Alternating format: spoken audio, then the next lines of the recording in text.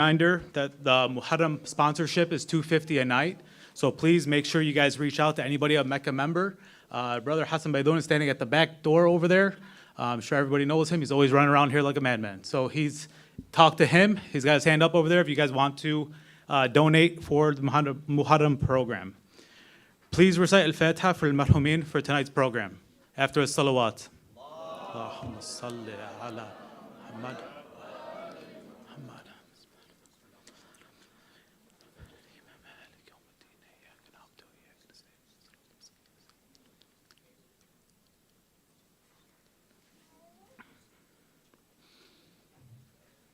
As I mentioned earlier about the growth of Mecca and what it has become thus far, from renting over on Lily with Sayyid Saleh and going from place to place, trying to gather everybody together, and he's done such a great job in doing so. I don't think we would imagine it with anybody else besides him for his compassion, especially towards the youth and all the programs that he put together. So we are trying to grow more and expand, and that's the land that we have that we're looking at over on Ridge Road. They are taking donations for the land. They would like to close by the summer. So if you guys are willing to donate for that to help the expansion of what he has going here, like we all should for our kids, please, any member in here, talk to them. That way you could see how you could get involved and try to get this building closed or this land closed on Ridge by the end of the summer. That would be huge for us. Saturday, July 29th is Mecca Youth will be holding a poetry slam. So anybody wants to participate, please reach out.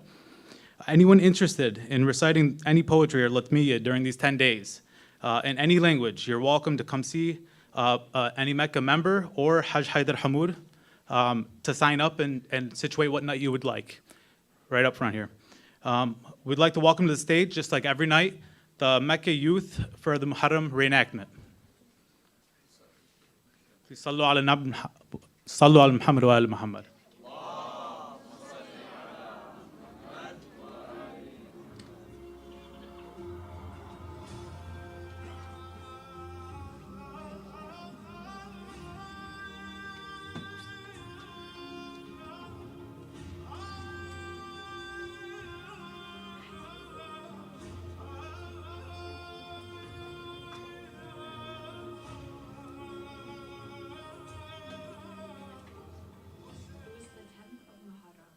The cries of thirst from the children of Imam Hussein were increasing.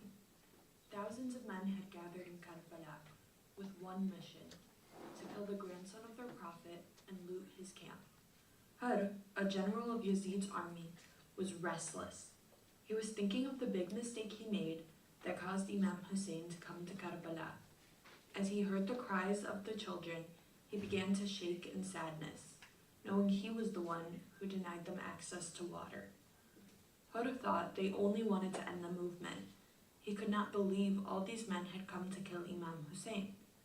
He found himself choosing between heaven and hell. Hurr knew he had to repent. He rushed to Imam Hussein's camp, broken, with his head down in shame. Imam Hussein came forward and asked who had approached. Hurr cried out in regret and sorrow. "I am the one who first intercepted you. I am the one who denied you water. I am the one who prevented you from your path. I am Hurr. Do you think Allah will accept my repentance?" Without any hesitation, Imam Hussein welcomed Hurr. Hurr begged the Imam for forgiveness, and Imam Hussein immediately forgave him.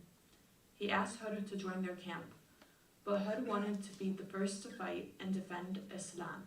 He insisted, and when the battle began, Hurr was among the first to give his life in the way of Imam Hussein. When Hurr fell to the ground, Imam Hussein rushed to him. He told Hurr, "Your mother was right when she named you Hurr, free in this world and the next. Inna lillahi wa inna ilayhi raji'un."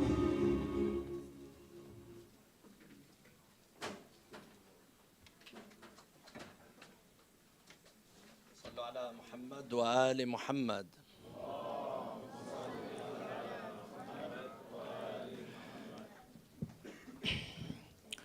بسم الله الرحمن الرحيم.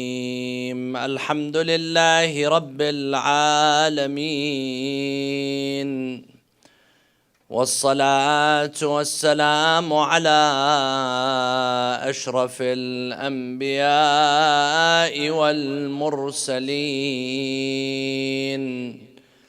حبيب إله العالمين أبي القاسم المصطفى محمد اللهم صل على وعلى أهل بيته الطيبين الطاهرين صلى الله عليك يا رسول الله صلى الله عليك وعلى أهل بيتك المظلومين صلى الله عليك يا أبا عبد الله يا رحمة الله الواسعة ويا باب نجاة الأمة يا ليتنا كنا معكم سادتي فنفوز فوزا عظيما. أعوذ بالله من الشيطان الرجيم. بسم الله الرحمن الرحيم. المنكر وتؤمنون بالله. For the love of Aba Abdullah al-Hussein, صلوا على محمد وآل محمد.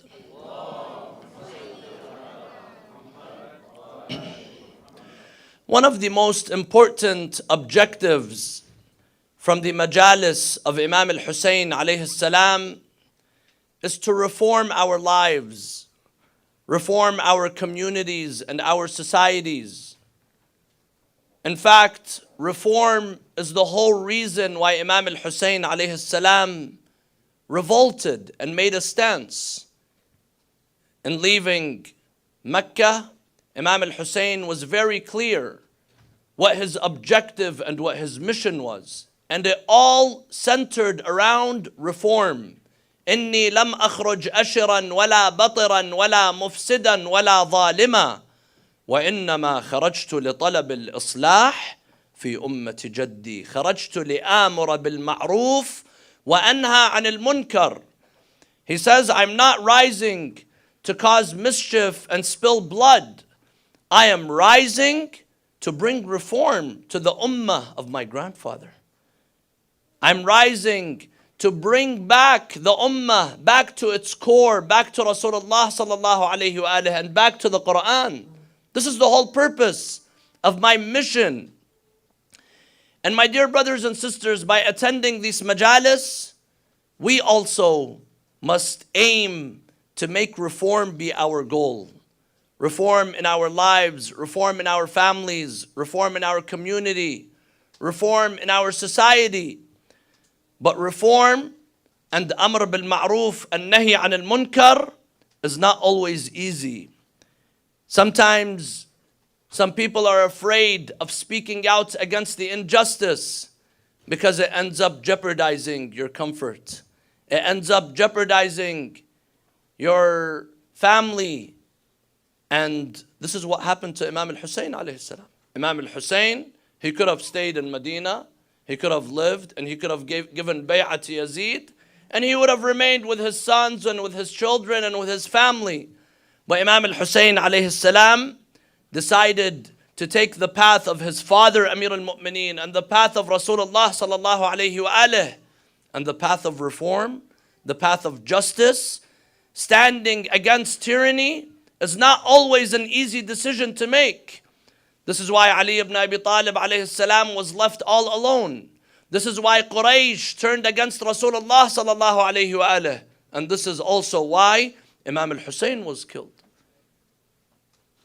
In a hadith from Amir al-Mu'mineen Ali ibn Abi Talib, he says, لا تستوحشوا طريق الحق لقلة سالكيه. He says, do not be afraid of being on the right path Do not be afraid of standing against injustice, even if you are the only one standing. This is what we learn from the Ahlul Bayt alayhim salam. This is what we learn from Imam al-Hussein alayhi salam. He was the only one standing in front of an army of over 30,000. So my dear brothers and sisters, tonight I wish to discuss this topic in 3 points. The first is, what is the concept of Amr bil Ma'ruf and Nahi anil Munkar? And when is it obligatory upon me? Is it something that is wajib? Is it something that is obligatory upon me? Or is it something that other people are responsible for? And where does this stem from? Where does this idea come from? Because some people, they have the idea that if you're coming and telling someone this is right and this is wrong, and you're doing Amr bil Ma'ruf and Nahi anil Munkar, then you're getting involved in people's lives. And some people, they come and they say, don't get involved in my life. My life and my choice. You have no right to come and get involved in my life. So where does this come from? Is this an obligation? Is this something recommended? And what is the reason behind the concept of Amr bil Ma'ruf and Nahi al Munkar? Second is, when does this apply in our lives? When does it become wajib upon me to enjoin the good and forbid the evil? When should I remain silent? And when does it become a duty upon me to speak? What are the conditions of Amr bil Ma'ruf and Nahi anil Munkar?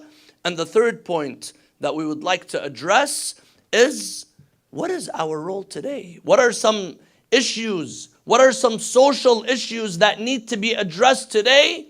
And many of us, or most people in society, are quiet about. So the first point, my dear brothers and sisters, Allah subhanahu wa ta'ala says in the Quran, كنتم خير أمة أخرجت للناس تأمرون بالمعروف وتنهون عن المنكر وتؤمنون بالله.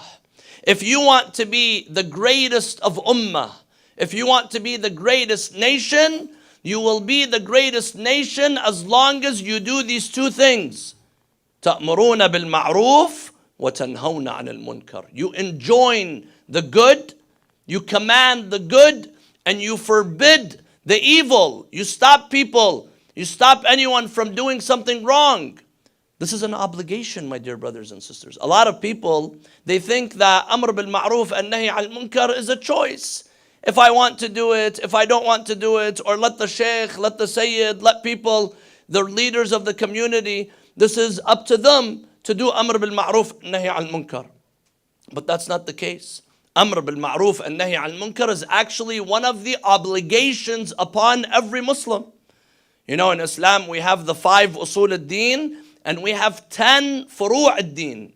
10 furu' ad-din, branches of our faith. And the furu' ad-din are salah, som, zakat, hajj, khums, Amr bil Ma'ruf, Nahi anil Munkar, Tawalli, Tabarri, and Jihad.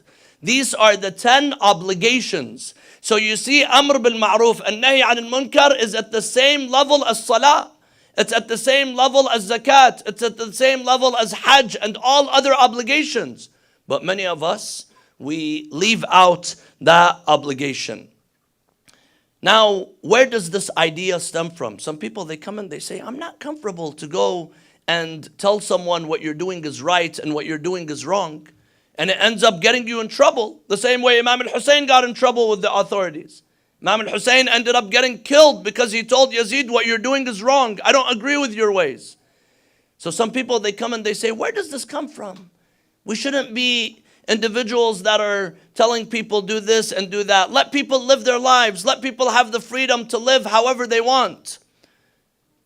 My dear brothers and sisters, the concept of Amr bil Ma'ruf and Nahi anil Munkar, it stems from love. It stems from caring for the person that you love. If you have a brother, if you have a sister, if you have someone in your community that is in need of help, don't you have a responsibility to come and guide this person? Don't you have a responsibility, a moral and ethical responsibility to come and show this person the way? Of course you do. Allah subhanahu wa ta'ala tells us that we are one ummah. إِنَّمَا الْمُؤْمِنُونَ أَخْوَةٌ فَأَصْلِحُوا بَيْنَ أَخَوَيْكُمْ. If you're a mu'min and the other person is a mu'min, then you are brothers and sisters in iman. If my brother, if my sister is suffering, if my brother and sister, they're going through difficulties and challenges in life, I need to come and tell this person.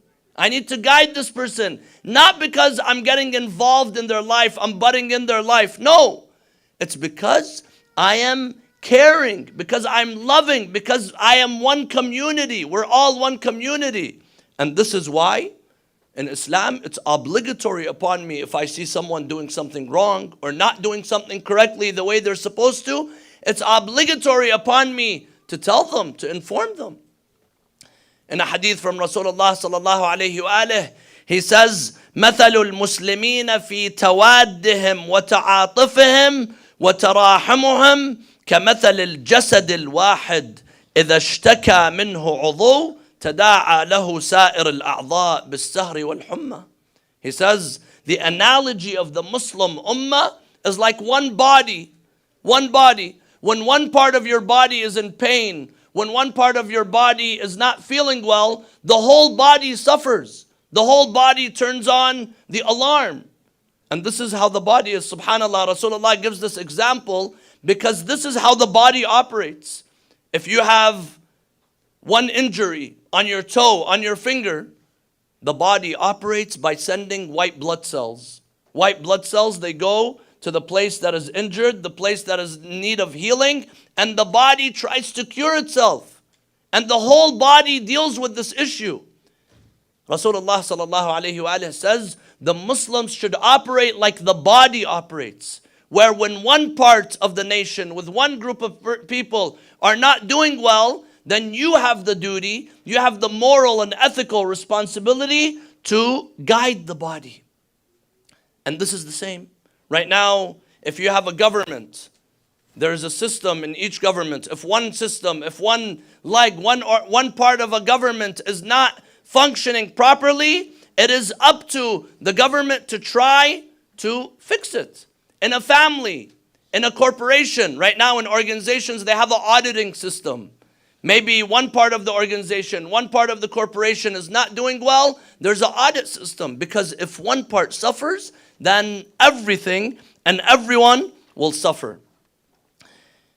The one who overlooks, if I saw someone is not doing something correctly, if I saw someone suffering and I did not care, I overlooked it, I'm going to be accused of being negligent.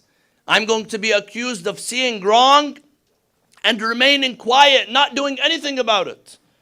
Right now, in many cases, if you see someone doing something wrong, if you see someone being abused, you have to tell the authorities, you have to report this case. If you don't, you're going to be negligent. And this is the same when it comes to speaking out against injustice. If someone is sinking the boat, if someone is sinking the ship, I have to speak out against this because this person is going to end up harming me and harming everyone else.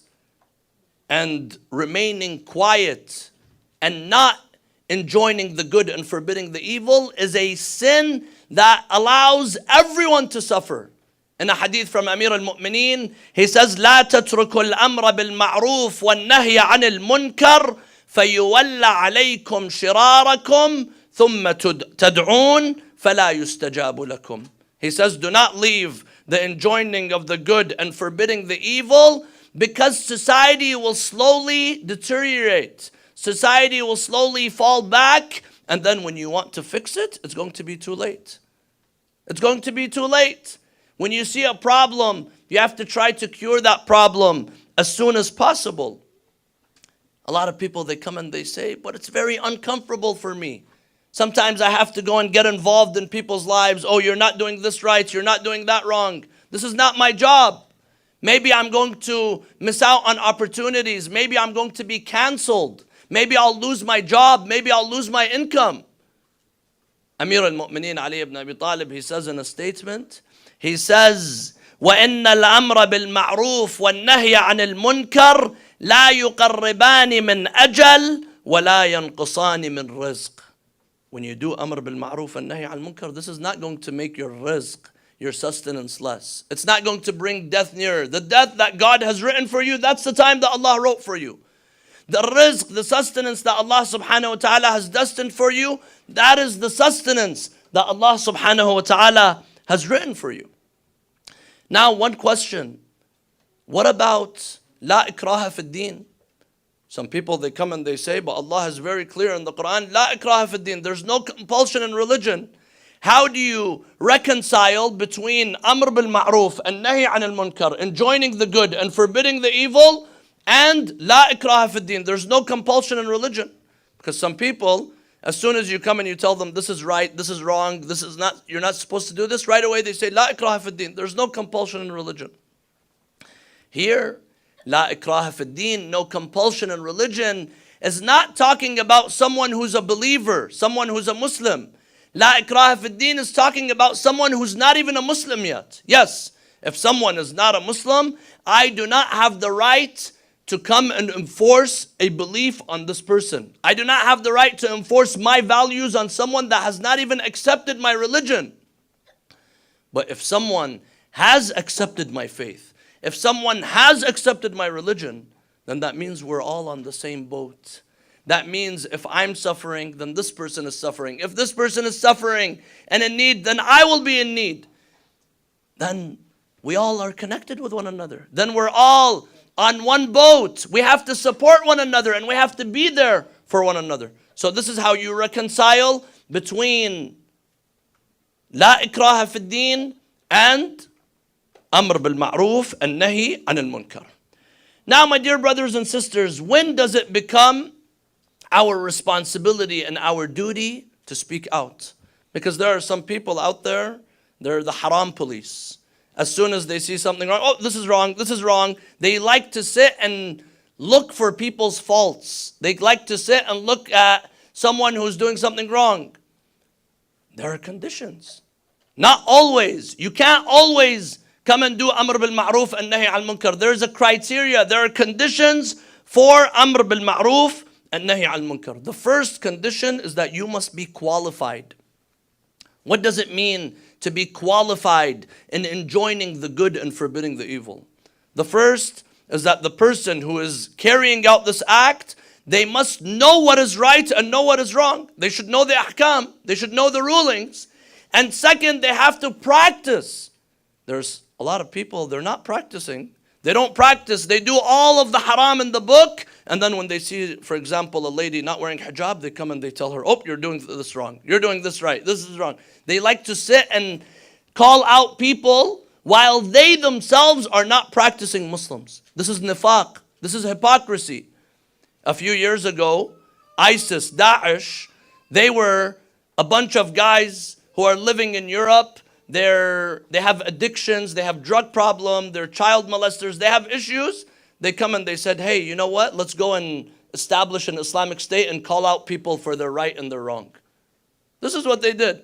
They were not even qualified to take up that position, and they come and they try to do amr bil ma'ruf and nahi anil munkar. Second condition for amr bil ma'ruf and nahi anil munkar is that there has to be a chance, there has to be a probability that change will come. If I know someone, I know that this person, there's 100% chance that they will never listen to me. They're not going to listen to me. They're not going to be moved by what I say. Do I still have to come and tell this person? No, it's not my duty anymore. Because I know there's no chance. Or maybe my life is going to be in danger. Maybe I'm not going to be able to do anything. Then here, it's not my obligation. It's not my duty. And third reason to practice amr bil ma'ruf and nahi anil munkar is if the sin that is being carried out, it is something that is done publicly. If someone is sinning publicly in front of everyone, then it becomes my responsibility and the responsibility of everyone to come and tell this person this is wrong. But if someone is doing something in their private life, someone is doing something in the privacy of their home, is it my business to get involved in what they're doing in their home? No, it's not my business. It's not my duty to come and see what people are doing in the privacy of their home and come and try to get involved. Yes, when it becomes a public matter, because then it becomes a danger to everyone. It's not a danger just to that person. It's a danger to everyone. Then you have the right to enjoin the good and forbid the evil. And here we see Imam al-Hussein alayhi salam, he stood by doing amr bil ma'ruf and nahi an al-munkar because these three main criteria, they were met. The first, Imam al-Hussein was qualified. He is the most qualified person. Is there anyone more qualified than Imam al-Hussein to enjoin the good and forbid the evil? He was the most qualified person. He is the son of Rasulullah. He is the purified family. Therefore, he is the one who sees that he has a religious obligation to speak out. Second, Imam al-Hussein, he saw that there was a chance that change will come. Why? Someone might say, but 30,000, they stood against him and they killed him. Yes, but Imam al-Hussein, he saw that there's a probability that change will come because he was invited to go to Kufa. 18,000 letters came from Kufa inviting Imam al-Hussein alayhi salam. In fact, they told him, if you don't come, then it's haram upon you because we're inviting you, we're calling you to come. So he saw that there was a chance. Otherwise, why did Imam al-Hussein choose Kufa? Because Kufa, they sent letters to Imam al-Hussein. And on the day of Ashura and the days before Ashura, Imam al-Hussein, he brought out the letters. He carried the letters with him and he called out the names one by one. Those people who signed, he called them, he tells them, didn't you say come? Didn't you say come? So this is a reason. And the third reason, Imam al-Hussein alayhi salam stood against Yazid because Yazid was publicly carrying out crimes. He was publicly sinning. Someone might say, okay, why didn't Imam al-Hussein say something to Muawiyah? Or why didn't the other caliphs, why didn't the other imams speak out against the others? Because there was a major difference. Although Muawiyah and Yazid are the same, they're two sides of the same coin, but Yazid was publicly disobeying. Yazid was publicly announcing his blasphemy. That's why Imam al-Hussein alayhi salam, the first thing they told him when you have to give bay'ah, he said, إن يزيد رجل فاسق شارب الخمر قاتل النفس المحترمة مثلي لا يبايع مثله. Yazid is publicly sinning. And this is something that is not even questioned by Muslims. When they brought the head of Imam al-Hussein in front of him, Yazid, he started reciting poetry. He says, لعبت هاشم بالملك فلا خبر جاء ولا وحي نزل. Bani Hashim played with power. There was no revelation, there was no messenger, there was no Jibra'il, none of that. He publicly said that. He says, now I'm taking revenge for what his father and his grandfather did to my ancestors in Badr. Look at the blasphemy. Publicly. So Imam al-Hussein alayhi salam saw that the criteria was met, and therefore he stood and he spoke out against Yazid. Why didn't the other imams? Because the criteria was not like that of Imam al-Hussein alayhi salam. Of course, the other imams, they did speak out, but they didn't have the loyal followers that Imam al-Hussein had. They didn't have the supporters. They didn't have people inviting them. The probability and the chances for the other imams was much less. This is why many years later, people would come and tell Imam al-Sadiq and the other imams, why don't you revolt? The imams, they would tell them, because the criteria is not being met. The next time one of our family members will rise, will be under the banner of Imam al-Mahdi. This is what the imams, they would all say. Now, my dear brothers and sisters, the reason why we speak of this, the issue of Amr bil Ma'ruf and Nahi an al-Munkar, is to bring it to the social vices and the challenges of our time. Right now, are we going through challenges? Right now, are there social issues that we are dealing with as a community, as a society? Yes. Just as Imam al-Hussein alayhi salam, his challenge and his obstacle was Yazid and Bani Umayyah, today we have a challenge. We have an obstacle. There are issues that need to be dealt with in our communities. Issues that are hurting us. Issues that are causing pain and suffering to many of our communities. One of the issues that I wanted to address, and this is an issue that probably has affected every single one of us, or we know someone that has been impacted by this. And this is the issue of mental health issues. The challenges that society and community is facing as a result of mental health issues. challenges of depression, challenges of anxiety and stress. And this leads certain individuals to go and practice and do drugs. And it leads people to addiction, and it leads people to many problems. There are many problems that are caused as a result of mental health issues. And this is something that needs to be addressed. There are two types of addiction. There is behavioral addiction and there is substance addiction. And they're both lethal. They're both distracting and disturbing to our community, to our society. Right now we are in the month of July. Just me, I have dealt with 3 burials of youth under the age of 30 as a result of mental health issues, as a result of substance abuse, as a result of narcotics. This is just me. Go and ask all of the other mashayikh, all of the other sayyids, all of the other religious scholars. They also have their own experiences. And this is from our community. What does this mean? This means that this is a major issue. This means that this is a serious issue that is affecting us and affecting our community and affecting our families. And it needs to be dealt with. It needs to be dealt with. Today, there are some families that are being destroyed as a result of addiction, as a result of opioid abuse, as a result of stress and anxiety and the suffering. And this, we have a religious and moral obligation to speak out against it. The same way we have the obligation to do amr bil ma'ruf and nahi al munkar, we have to take a stance against this type of issue. Right now, what is the solution? I want to focus on the solution rather than just focus on the problem. One of the solutions is that we have to try to remove the stigma around talking about mental health, talking about depression, talking about the opioid addiction. It's very sad. Sometimes you go and you see no one wants to talk about this problem. People are suffering silently and no one wants to address this issue. One brother was telling me, I just wish people just talk about it. Just talk about it. If you're suffering, if you know someone that's suffering as a result of this issue, talk about it to raise awareness. But many of us, we remain quiet. We are suffering silently. There are people that are suffering as a result of addiction, as a result of depression, as a result of mental health issues, and it's regarded as something that is bringing you further away from faith. That's why people don't talk about it.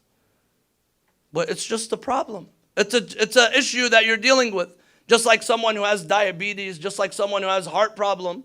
When you know someone who has a heart problem, you come and you tell them this is the doctor or this is the doctor. But when someone has a depression or someone has stress, someone has anxiety, someone is dealing with addiction, everyone is quiet. No one wants to address these issues. So we have to raise awareness. Second, we need to refer to professionals.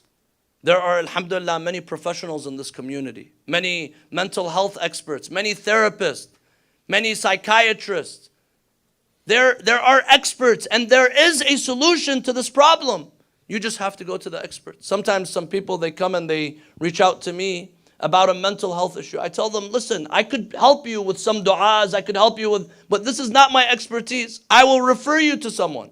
And I've referred many to individuals that could go and you talk to the therapist, you talk to the psychiatrist, and you will find help. We need to go to professionals when it comes to this issue. A third solution, my dear brothers and sisters, and this is probably something that affects every single one of us, is that we need to cut down from social media use. Social media, it is what causes mental health suffering. It's what causes addiction. It's what causes cyberbullying. It's what causes people to suffer silently.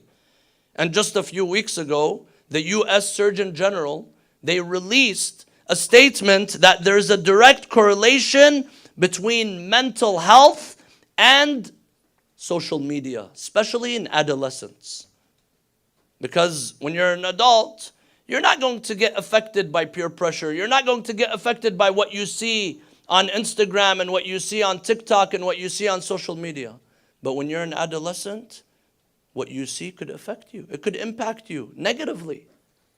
There's a lot of people, they come and they're scrolling on social media pages and they see something and then they come and they say, why don't I have that image? Why don't I have this look? Or some people, they're bullied. They have issues. It causes issues that brings people on the brink of suicide, brings people to suffer silently. And this is a major issue that we need to address. Another solution, and of course probably some people won't take this, but one of the most important solutions for mental health issues is faith in God. Faith in God, that's it. It's as simple as that. Yes, we're not telling you to not go to professionals, to not seek help, not seek medical treatment and just pray. We're telling you seek help, go to the professionals, but also keep God close to you. Because this society teaches us that I will give you material goods, I will give you everything, but take God out of your life. When we take God out of our life, we're never going to find a solution. We need to have God. Allah subhanahu wa ta'ala is our creator. Allah subhanahu wa ta'ala is the one who's created us. He knows what we need. And when you have faith in your life, you're going to live a faithful lifestyle, and that is going to keep you sane. That is going to keep you healthy. Go and attend Dua Kumail on Thursday nights. Go to Friday prayer. Read Ayatul Kursi when you wake up, before you leave the home. These are all things that help. These are all things that protect you. Because when you go to the masjid, what happens? You're associating yourself with the right group of people. You're associating yourself with mu'mineen, with believers, and this is something that will help you. And in fact, I was reading, there are studies. There are studies. There was a study I read today from the Harvard School of Public Health. The Harvard School of Public Health. It says that people who attend religious services at least once a week were significantly less likely to die from deaths of despair, including deaths related to suicide, drug overdose, and alcohol poisoning. This is according to the Harvard School of Public Health. So there's a direct correlation between having strong iman in Allah, by attending the masjid, by getting in a good group of friends that are God conscious. This will help your mental health. This will help you deal with the challenges, the social challenges of the time. So this is one issue, my dear brothers and sisters. The issue of mental health. This is something that we need to address. Another very important point, second issue that we wanted to discuss, is an issue that affects all of our children. Your children and your grandchildren. If you're in school, you have definitely seen this and experienced this. And this is the issue of indecent acts that are being pushed down our throats. The issue of sexuality and homosexuality and gender change. Just a few weeks ago we had the books, or a few months ago there were the books. They go to the Dearborn schools and they see that the libraries are filled with books that are indoctrinating children, young children, about gender change. You open a book and you see a guy has 2 dads and 2 moms, or encouraging people to change their gender, pushing the pride flag on young kids. This is a major issue that we're dealing with right now.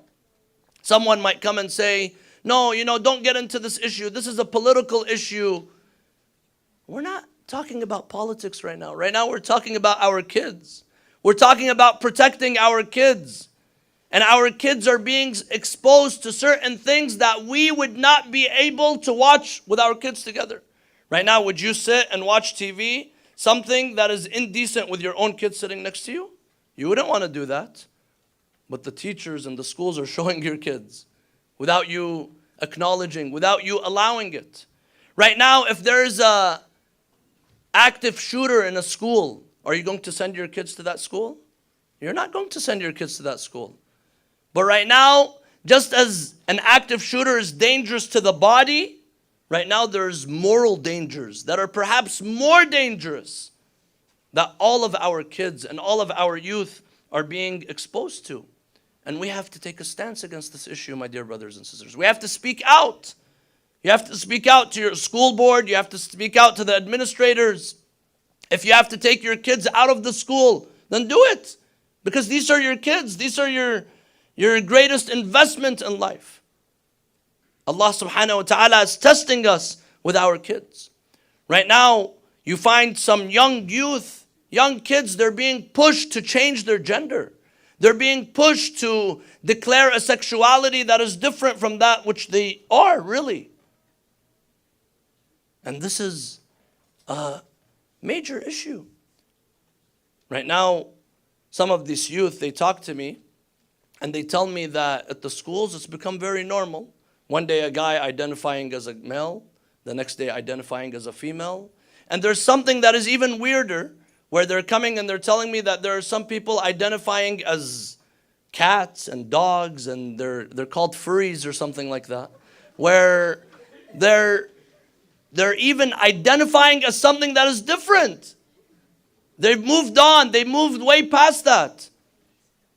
I mean, I was surprised when I heard this, but this is what they're telling me is going on in the schools right now. So this is something that we have to be careful of. Would you want your kids to be exposed to this type of behavior? Would you want your grandkids to be exposed to this? This is not something that we want. We have to speak out against this. And no, we're not Democrats or Republicans. We're not getting involved with political parties. We just want to care for our kids. Why do you have to politicize parenting? Why do you have to politicize this issue? We just want to care for our kids. Is that too much to ask for?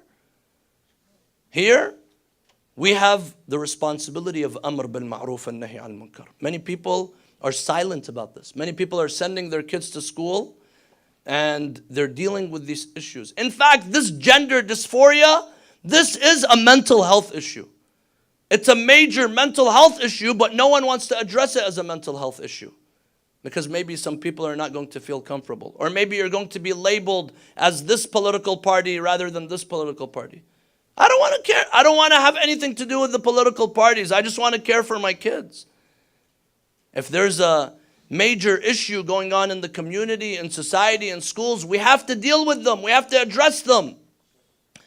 And Rasulullah sallallahu alayhi wa alihi, he says in a hadith to his companions, he tells them, كَيْفَ بِكُمْ إِذَا فَسَدَ نِسَاؤُكُمْ وَفَسَقَ شُبَّانُكُمْ وَلَمْ تَأْمُرُوا بِالْمَعْرُوفِ وَلَمْ تَنْهَوْا عَنِ الْمُنْكَرِ. He says, how will you be when your men are turning away from God and the women are doing indecent behavior and you are not enjoining the good and forbidding the evil?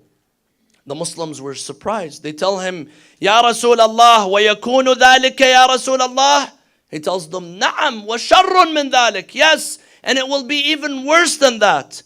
He tells them, كَيْفَ بِكُمْ إِذَا أَمَرْتُمْ بِالْمُنْكَرِ وَنَهَيْتُمْ عَنِ الْمَعْرُوفِ. There will come a time where you will enjoin the wrong and forbid the good.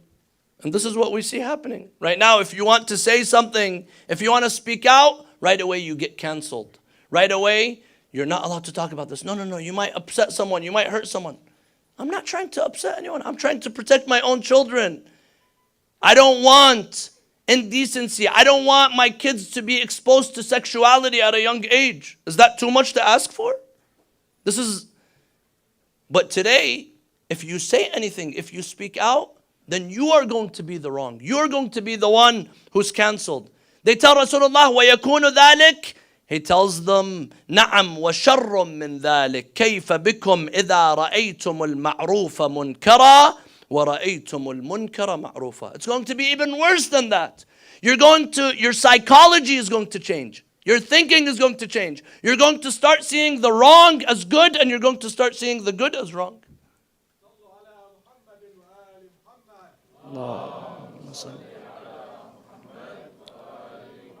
And this is what happens, my dear brothers and sisters.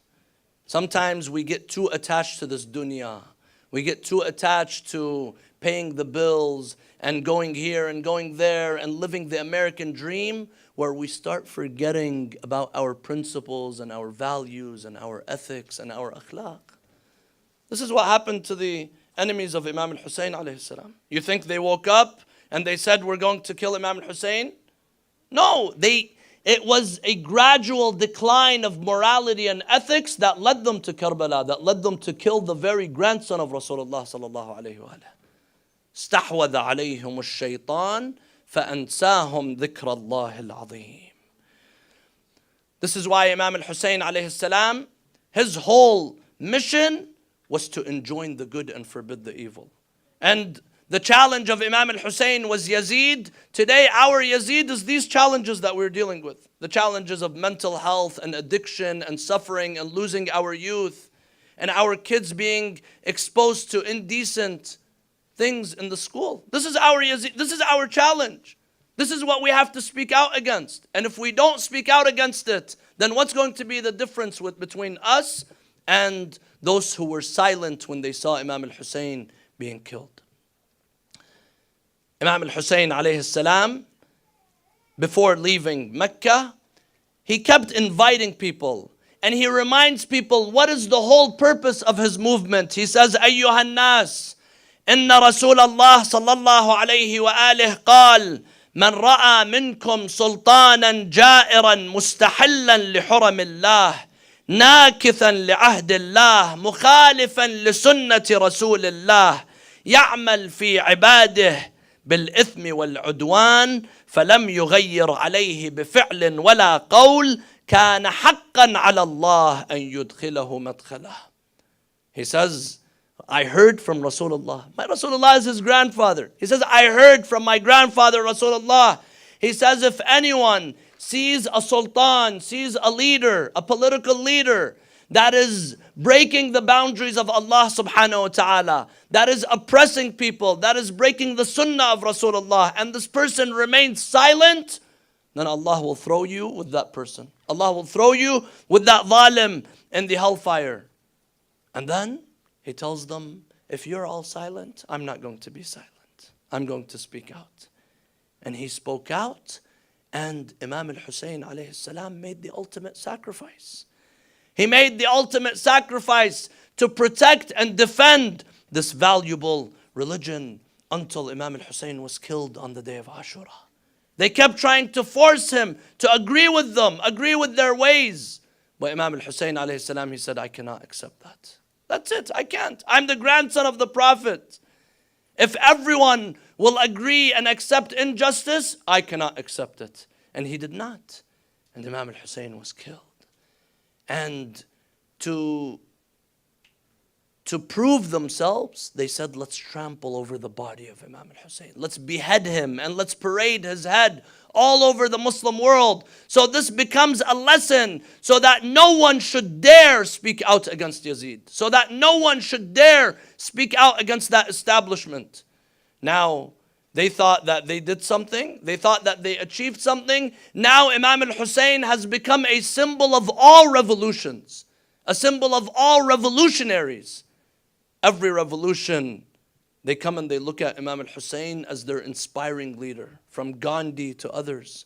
They come and they look at Imam al-Hussein. He is the prime example to look at of someone who stood against the injustice and the oppression of his time.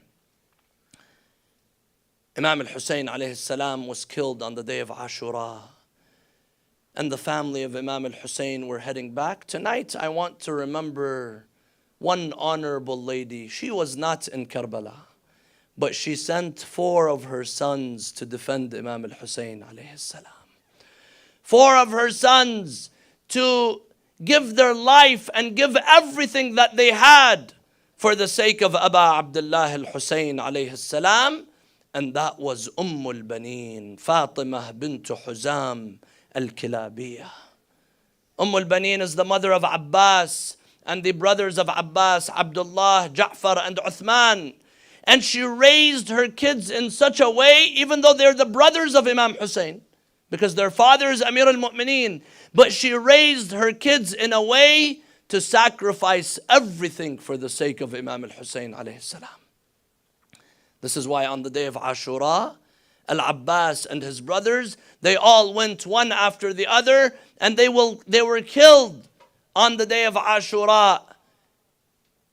As the caravan of Imam al-Hussein is returning back to Medina many months later, Imam Zayn al-Abidin, he sees one of the narrators by the name of Bishr ibn Hadlam. He tells him, "Oh Bishr, I want you to enter Medina and break the news and tell people what has happened to Imam al-Hussein alayhi salam."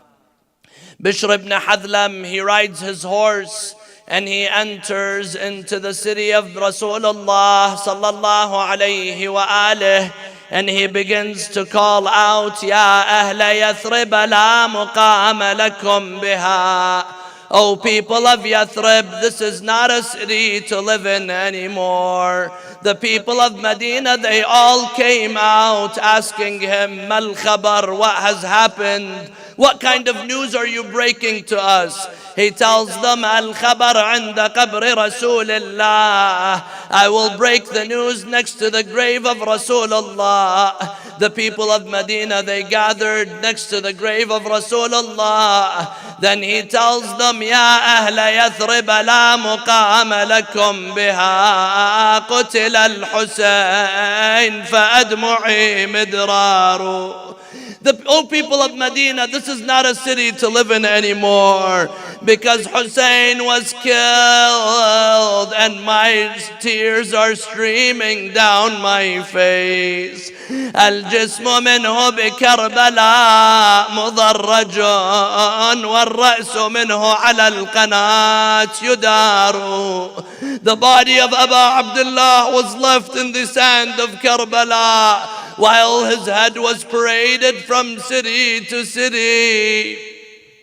As Bishr ibn Hadlam is speaking, a lady, she comes to him. She tells him, "Ya na'i akhbirni an waladi al-Husayn." Oh man who's breaking the news, tell me about my boy, my son Hussein. He says, "I asked about her. They tell me this is al-Banin, the wife of Ali ibn Abi Talib, the mother of Abbas and the brothers of Abbas." Bishr ibn Hadlam, he tells her, "Ya al-Banin, عظم الله لك الأجر بولدك جعفر." Oh al-Banin, my condolences to you for your son Ja'far. She tells him, "Tell me about my son Hussein." He tells her, عظم الله لك الأجر بولدك عثمان. She tells him, "Tell me about my son Hussein." Then he tells her about Abdullah. Then he tells her, "Ya al-Banin, عظم الله لك الأجر بولدك العباس." My condolences to you, you lost your son Abbas. His arms were cut off in the battlefield. She tells him, لقد قطعت قلبي أخبرني عن ولدي الحسين. You have broken my heart. Tell me about my son Hussein. He tells her, "Ya al-Banin, عظم الله لك الأجر بأبا عبد الله الحسين." My condolences to you for the loss of Abu Abdullah al-Hussein. The family of Imam al-Hussein, they entered into Medina. Zainab went into her home, into the home of Imam al-Hussein, and she tells them, "Do not allow anyone to enter on us. We've gone through such a difficult journey. Now we want to rest. We don't want anyone to come and visit us." A lady at the door, she tells her, "Oh Zainab, there's a lady." She says, "I am also grieving with you. I have also shared in this journey with you." She says, "I am al-Banin." Zainab says, "Let her enter. al-Banin is the mother of Abbas. Let her enter." Zainab goes and she sees al-Banin at the door. As soon as al-Banin sees Zainab, she calls out, "Wa waladah wa Husayna." My son Hussein, you are gone. And Zainab calls out, "Wa akhah wa Abbas." Oh my brother Abbas, how I miss you. Then Zainab and al-Banin, they see one another. Al-Banin tells her, oh my dear daughter Zainab, what has happened to you? I see that you are so different, you have changed. She tells her, أنا زينب اللي يحجون عني سليت المصايب ما سلني. لا حول ولا قوة إلا بالله العلي العظيم. إنا لله وإنا إليه راجعون. Let us raise our hands in dua by the honor and the blessings of these nights. نسألك اللهم وندعوك باسمك العظيم الأعظم الأعز الأجل الأكرم يا الله يا الله يا رحمن يا رحيم يا مقلب القلوب ثبت قلوبنا على دينك. اللهم اغفر للمؤمنين والمؤمنات الأحياء منهم والأموات. تابع اللهم بيننا وبينهم بالخيرات. إنك مجيب الدعوات، إنك غافر الخطيئات، إنك على كل شيء قدير. Let us all send our salams to Aba Abdullah al-Hussein and his companions. السلام عليك يا أبا عبد الله وعلى الأرواح التي حلت بفنائك وأناخت برحلك. عليك مني سلام الله أبدا ما بقيت وبقي الليل والنهار، ولا جعله الله آخر العهد مني لزيارتكم. All together. السلام على الحسين وعلى علي بن الحسين وعلى أولاد الحسين وعلى أصحاب الحسين وإلى أرواح المؤمنين والمؤمنات نهدي ثواب الفاتحة مع الصلوات.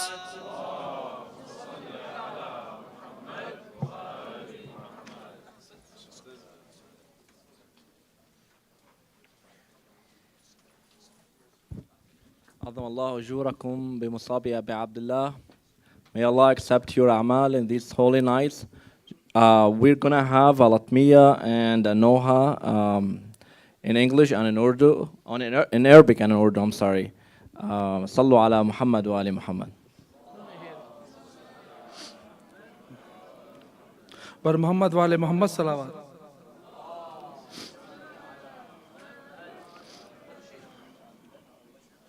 या लैतनी कुन्तु माअहुम फौज़न अज़ीमन अज़ीमा. ऐ मेरी आकाज़ादी, ये सब ग़ुलाम हाजिर हैं मेरी मालिकन. सब ग़ुलाम तेरे बाबा की आवाज़ पर लब्बैक कहते हुए आए हैं. मेरी हाकमा, मेरी बीबी, कब तेरे नीलगुं रुखसारों का मुंतकिब आएगा? कब तेरे कानों से बहते हुए लहू का हिसाब होगा? कब तेरी गर्दन की रस्म खोली जाएगी? कब अंधेरे कैद खाने का दरवाज़ा खुलेगा? ऐ सुकून कल्बे हुसैन, कब आएगा मेहदी? या लैतनी कुन्तु माअहुम फौज़न अज़ीमा. Let's go to the darbar of Bibi Fatima to Zahra. This is the dua and the noha too. So some milkes all together. Ya Zahra, Ya Zahra, Ya Zahra. Please, side में Ya Zahra, Ya Zahra, Ya Zahra, Ya Zahra. मेरी बीबी, मेरी बीबी तेरे दर पे इस्तिग़ासा है. تیرا ممنوع میری شہزادی یہ جہاں سارا ہے یا زہرا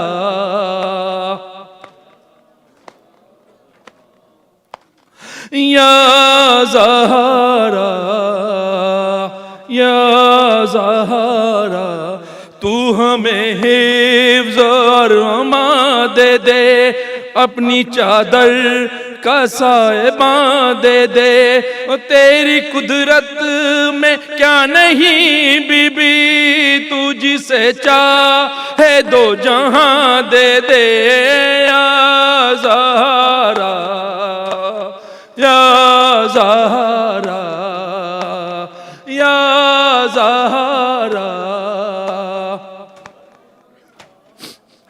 Please read with me, it's easy. یا زہرا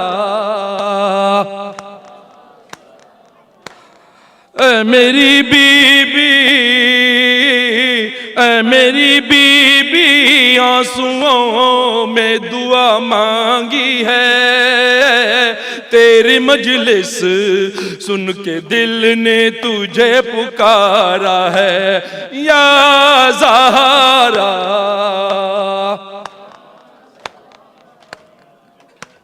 یا زہرا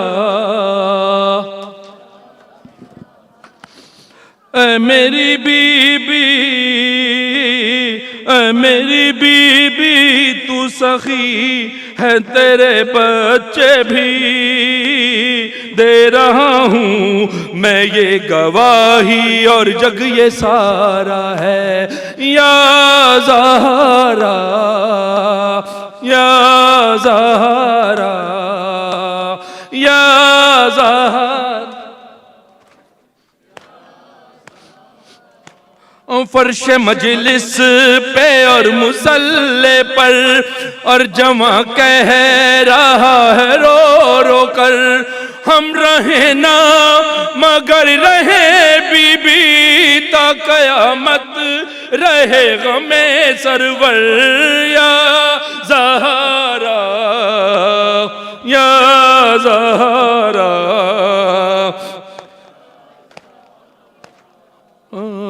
یا تیرے دل پر جو ہیں ستم ٹوٹے زندگی میں جو تو نے غم دیکھے آسمانوں زمین پہ گر ہوتے مثل شب وہ سیاہ ہو جاتے یا زہرا یا زہرا یا زہرا اے میری بی بی اے میری بی بی دیکھ کر تیری مصیبت کو سارے عالم کا دل مصائب سے پارا پارا ہے یا زہرا یا زہرا یا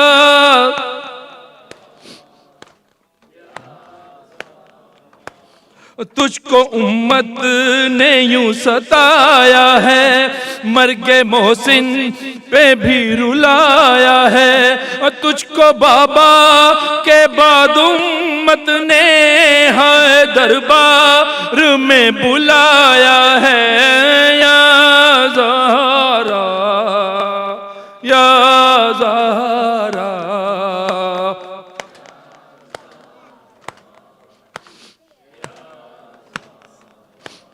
اے میری بی بی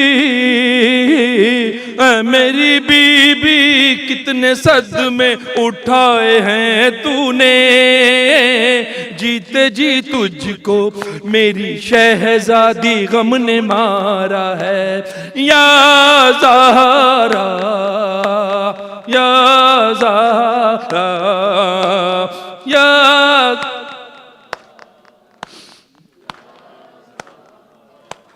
ہم کو ہر آن یہ ندامت ہے ہم ہیں مجرم تیری عدالت ہے، رزق اولاد زندگی سب کچھ جو بھی کچھ ہے تیری بدولت ہے یا زہرا یا زہرا یا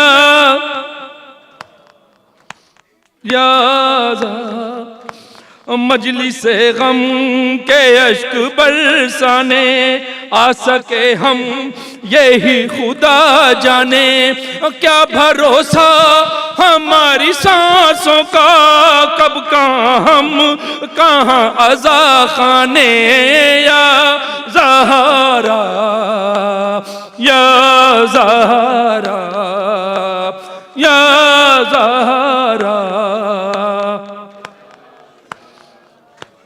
تیرے روزے کا جو نظارہ ہے ہر گنہگار کا سہارا ہے، آسماں پر جو یہ گھٹائیں ہیں تیری چادر کا ایک کنارہ ہے یا زہرا یا زہرا یا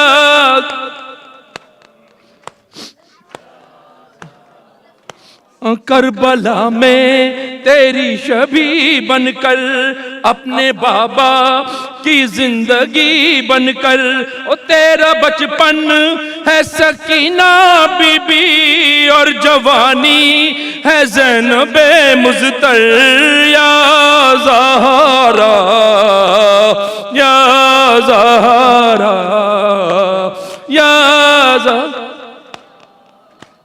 یا زہر۔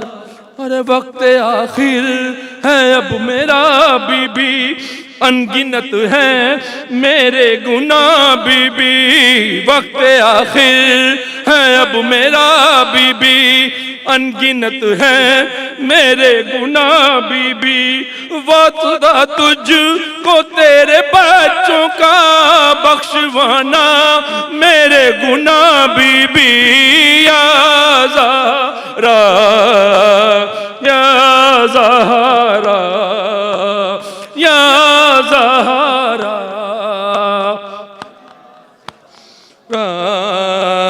یا زہرا۔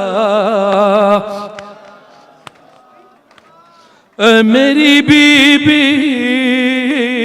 اے میری بی بی تیرے در پہ سر جھکاتے ہیں، ہر حسینی کا تیرے ٹکڑوں پہ ہی گزارا ہے یا زہرا یا زہرا یا زہرا یا زہرا۔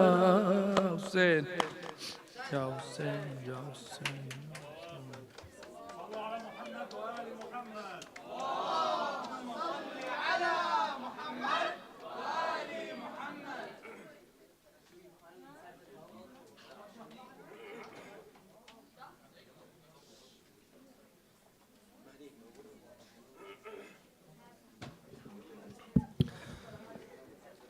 Let's give our condolences tonight for Sayyida Fatima الزهراء بحق فاطمة وأبيها وبعلها وبنيها والسر المستودع فيها. صلوا على محمد وآل محمد.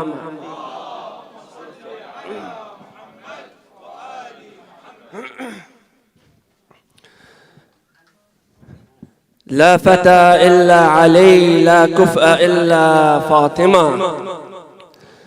لا فتى إلا علي، لا كفء إلا لا كفء إلا لا كفء إلا فاطمة. ريحانة الحور تسبيحة الطور، نور على نور على نور على نور، نور على نور على نور على نور، نور على نور. هل آية الطهر أم سورة القدر؟ ذكر على ذكر على ذكر على ذكري، ذكر على ذكر على ذكر على ذكري، ذكر على ذكر لا ذكري. سبحانه هل خص في سورة الإسراء أم آية الآلاء في سورة الرحمن؟ هل كان اسم الله في تسبيحة الزهراء؟ هل كان اسم الله في تسبيحة الزهراء تتلوه للعلياء في بابها النيران؟ فوق صاك العرش آيات النجاة القائمة، لا فتى إلا علي، لا كفء إلا فاطمة، لا فتى. هي وردة وتفوح وكلمة للروح، هي وردة وتفوح وكلمة للروح، من بابها الأملاك كانت تغتدي وتروح. هي وردة وتفوح وكلمة للروح، من بابها الأملاك كانت تغتدي وتروح. بل دمعة المحراب من عين داحل، بل دمعة المحراب من عين داح الباب، تهوي لتختلط الدموع دما على الأعداء. هل جاء جبريل ليجر مصيبة بالآه؟ معه حديث الله في بابها يقرأ. هل راح يدعو المصطفى حين انتحى بالغار؟ كوني أنار الدار بردا على الزهراء، بردا على الزهراء. فوق باب الدار قد خطت كلف لاطمة، لا فتى إلا علي، لا كفء إلا، لا فتى لا فاطمة. دم على الخد من أعين المهدي، دم على الخد من أعين المهدي. للثار يبكي غربة دهرا من البعد، للثار يبكي غربة دهرا من البعد. يجدو بباب الدار ليضيف الزوار، ينعى إذا ذكروا مصاب عباءة وخمار، ينعى إذا ذكروا مصاب عباءة وخمار. بين الأسارى والغيارى في مجالس فاطم قد مر طيف القائم كي يؤنس الأيتام، ويجول بين اللاطمين جماعة بجماعة. قد جئتكم بشفاعة. يا معشر الخدام راح يتلو بذي المقولة هائمة، لا فتى إلا علي، لا كفء إلا فاطمة، لا فتى إلا علي. بين الأسارى والغيارى في مجالس فاطم قد مر طيف القائم كي يؤنس الأيتام، ويجول بين اللاطمين جماعة بجماعة. قد جئتكم بشفاعة. يا معشر الخدام راح يتلو بذي المقولة هائمة، لا فتى إلا علي، لا كفء إلا فاطمة، لا فتى إلا علي، لا كفء إلا فاطمة. صلوا على محمد وآل محمد.